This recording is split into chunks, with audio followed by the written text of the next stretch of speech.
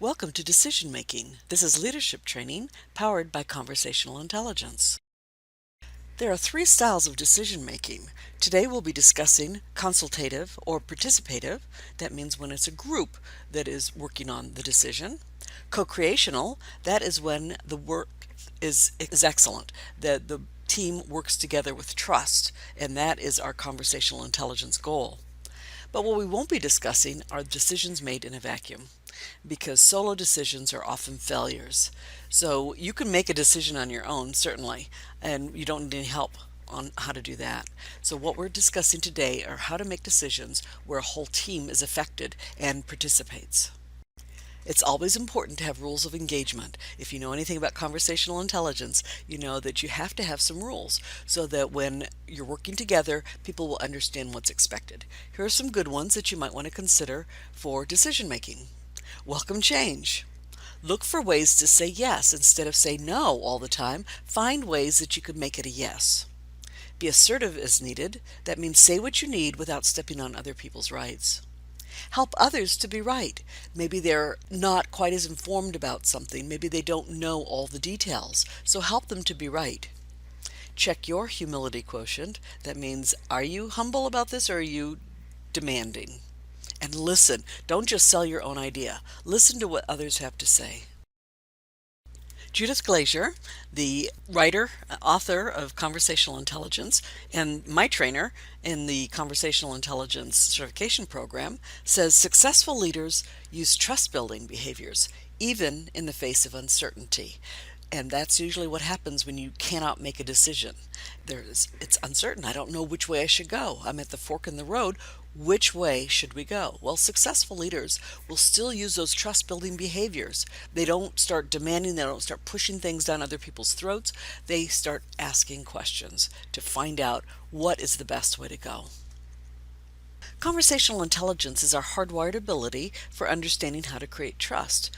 While it may take many steps over time to restore lost trust, we can start by taking the 5 steps outlined in Judith's trust model. Step 1, transparency. Be open and transparent about what's on your mind. Transparency quells the primitive brain, which reacts to fear, threat, and loss. But when we create conditions favorable for trust, people begin to talk openly about their fears. Transparency is also about sharing our intentions so people don't misinterpret them. Step 2, relationship. Extend the olive branch even with foes. Extending trust sends messages of friendship to the brain that shift the energy toward creativity and appreciation. Focusing positive energy toward a person shifts our attention to seek connectivity, reduces the fear of power over energy, and builds power with connectivity. This feeling then is understood by others. Step 3, understanding. We learn people's thoughts by understanding their needs and emotions.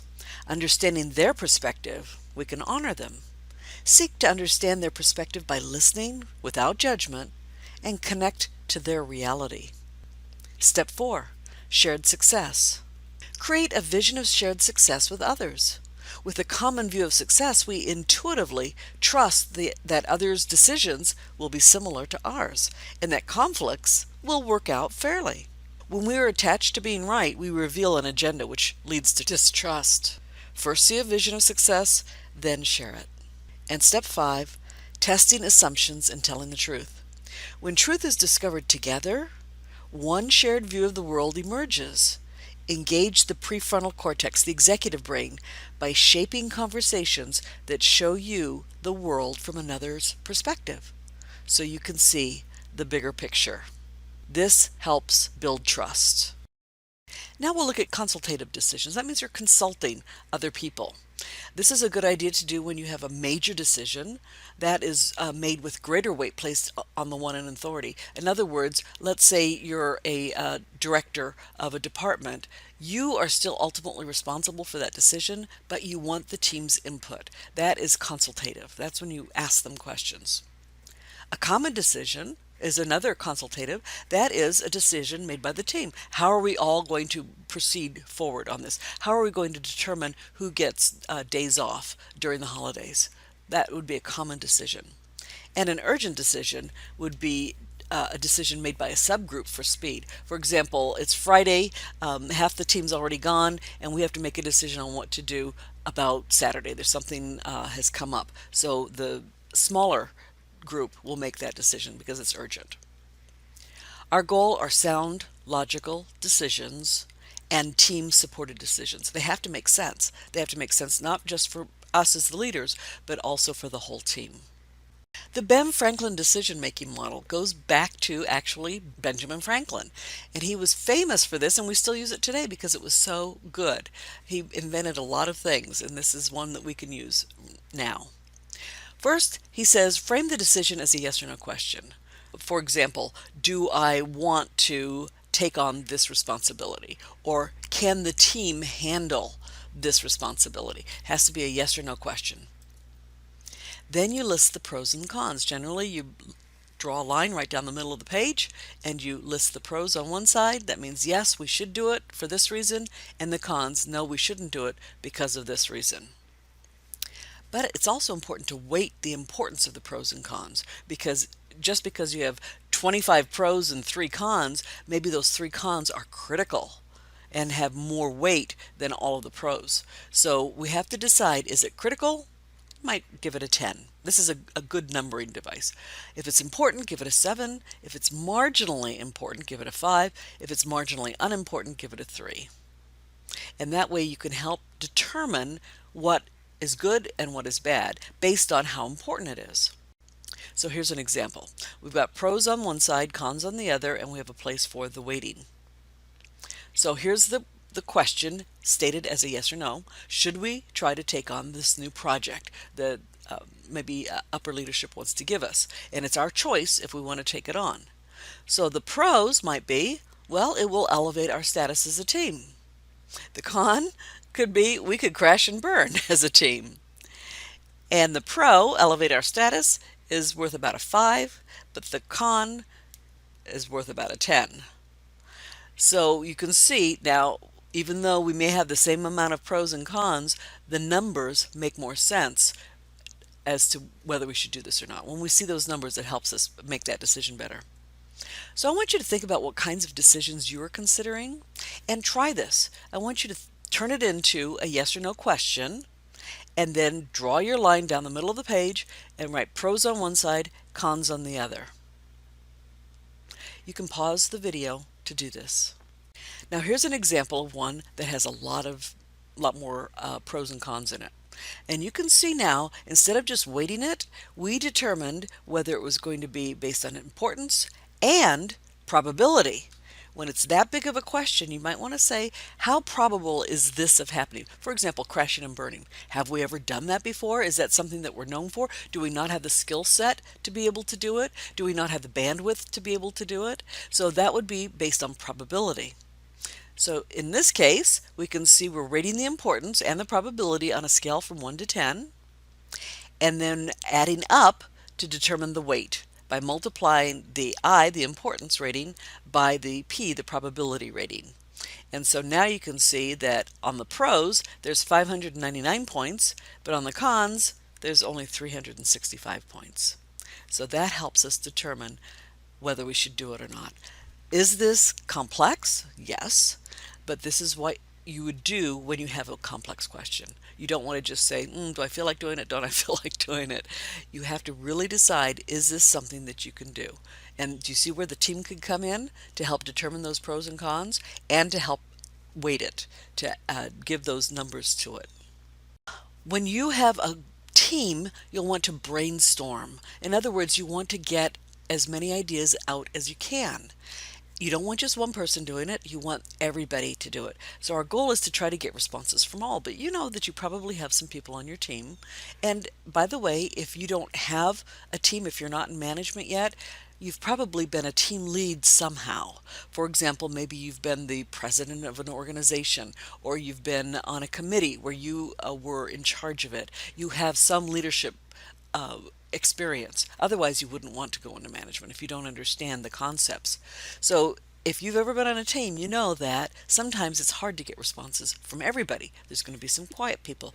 Even though they're quiet, they may have some great ideas, but then there's other people who, like me, I jump right in and I'm loud, and so my responses get heard first. But we mustn't forget the people who still waters run deep. They're quiet, yes, but they have some really good ideas because they really think about it. Okay? So here's a way to do it. Send the questions ahead of the meeting so that those still waters have time to think about it. Give them time to write down their ideas at the meeting. It's a good idea to use sticky notes, because if you put it on a big piece of paper, then it will make it seem like it's more important. And then they're afraid to write it down. And, I haven't really thought it through. So if you use stickies, now it can just be like a quote throwaway idea. And some of the best ideas are throwaway ideas because we haven't thought the whole thing out, but it just came to me. Sometimes those are great. And then when you start thinking it out, they're the best. So it's a good idea to write them down on some sort of a sticky note. Go around the room asking for ideas, and that's when you ask everybody in order. But as we're going around the room, we have to be careful of creativity killers. Those are those phrases like, oh, we've tried that before, that won't work, or that costs too much, or that's just stupid. Those are creativity killers, and that's why he's the duck. It's a great idea to have a rubber ducky like this because it's a great visual, and if it's big enough, you can actually toss it at the person who's giving those creativity killers and tell them, remember, we're using the duck. Duck means don't use creativity killers. Does that make sense? Instead, we're going to say, good idea. What else? Because if you use a creativity killer, it's like a garage door that doesn't quite work properly and comes slamming down fast on your creativity, on everyone's creativity. And we just can't think again because our brain's been hijacked by these creativity killers. So instead, we remind people with the duck, maybe you just squeeze it, maybe you actually throw it at them, but just say, remember, we're being creative. So instead, we say, good idea. What else? And it's a good idea to get everybody to say that ahead of time so that they understand this is the rule when we're being creative. Now that we're going around the room asking for ideas and we're not using creativity killers, then once everyone has contributed, then let them go out of order because sometimes somebody will have an idea built on that. And that's the whole purpose of brainstorming. We hear an idea and we think of something new as a result of that. And that is co-creational. That is awesome. That, I think, is being one with the universe. When all these ideas come in, it's not you because you would have had it at the beginning if it was just you. It's a conglomeration of all these ideas and all these thoughts and the fact that we're in a trusting environment where all ideas are good ideas as long as they're being shared. Now that we've got all the ideas, we want to determine which is the best ideas. And so it's a good idea to group those ideas into themes because we have them on stickies. We can put them around the room on, for example, large pieces of white paper or on whiteboards, something so that they are grouped together and with a theme over it. And then our goal is to blend ideas and positions. It's kind of like trail mix or gorp or whatever you call those yummy things. M&Ms are pretty good by themselves, but they're not very nutritious. So you throw in some cereal and some raisins and then a bit of salty pretzels, and now you've got this awesome snack because it's a mixture of things, not just one. So we want to start blending ideas. Well, what if we use this with this? Or what if we did this first and then this to make it a combo? And then encourage questions, especially regarding flaws. What's wrong with it? Because sometimes we don't look at what's wrong. In fact, in our next session, we're going to be talking about meetings and roles in meetings. And one of the roles is to look at what's wrong with it. So it's a good idea to look at that next session to get some ideas on how to do it, even for this session. And then post the final ideas. Now we're going to go around the room and we'll have just maybe 3 or 4 or 5 ideas instead of 25 or 30 or 40. Now that we have just 4 or 5 ideas, or maybe 6, everyone votes. Now this is a great way to do it. Get colored dots, those sticky dots. Maybe you've seen them, but you can get them from any kind of a supply store, even Walmart. So you give everybody so many dots, 3 to 6, something like that. And there's different ways you can do it. The simplest way is that every dot is a vote on any idea, and anybody can vote any way they want. You can have them put all 6 dots on one idea, or they can go around and choose which ones are the ones that they like the best. Now here, this is optional. It makes it a little more complex, but if you have a very large group, you might want to have some kind of a sorting focus, because maybe all of the ideas are good, but you just can't do them all right now. So instead of saying we won't do these, then vote on them based on a weighted system, and or a sorting focus. So for example, you could have red be the most viable. The blue could be the highest priority. You could have other colors for the greatest impact or return. The low-hanging fruit, that's the easiest thing to do that you could get some benefit from right away. The most dramatic improvement, so you can choose those kind of sorting focus and then have the dots be different colors based on that. You can also just do it with plain old any color is one vote. So you determine how you want to do it. And then it becomes a lot more obvious which ones are the right ones, because you're going to just see a lot more color on them. It's so important to have rules, because if you don't have rules, we're not society, we're a mob.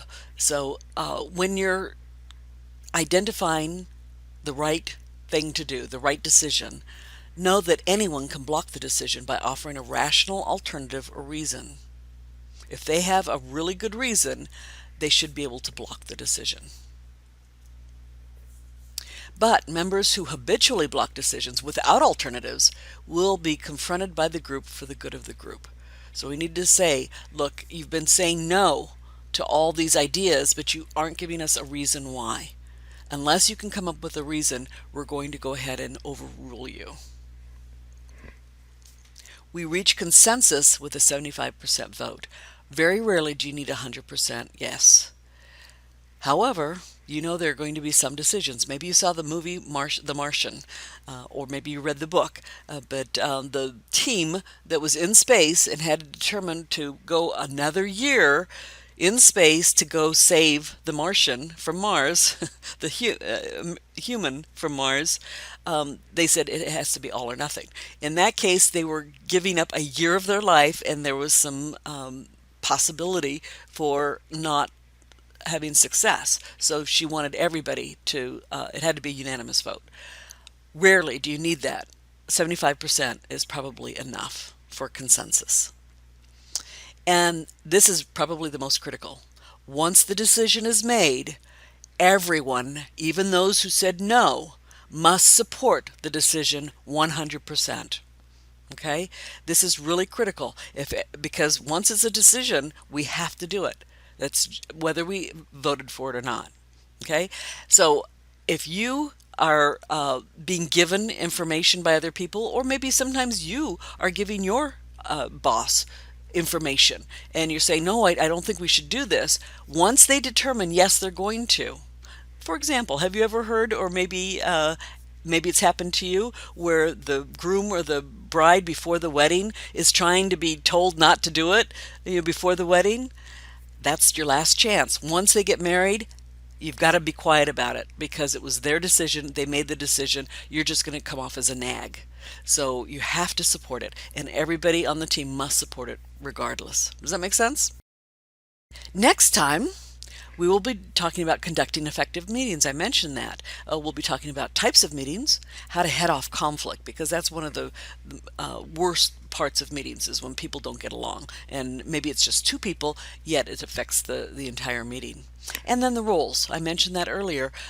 There's lots of good roles, especially for long meetings. So if you're going to be doing a brainstorming meeting, for example, a full day of trying to figure out solutions to a problem, you'll want to watch the conducting effective meetings as well before you actually hold that meeting.